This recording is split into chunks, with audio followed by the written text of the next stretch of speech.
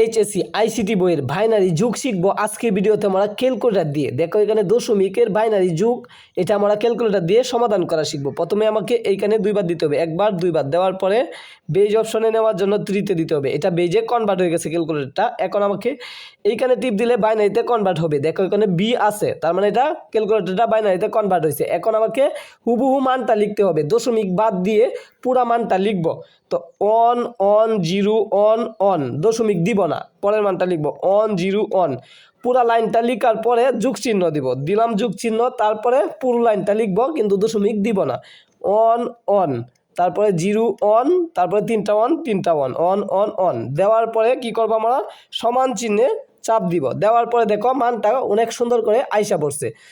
তো মানটা আসছে one zero one zero zero, তারপরে one one zero zero, one zero one one zero zero, one one zero zero. তারপরে কি করতে হবে আমাদের, যেহেতু 3 ঘর আগে দশমিক, তো এইখানেও উত্তরের সময় 3 ঘর আগে দশমিক বসায় দিলে মানটা সুন্দর করে হয়ে গেছে। তুমিও এইভাবে নির্ণয় করতে পারবা এখনের পর থেকে।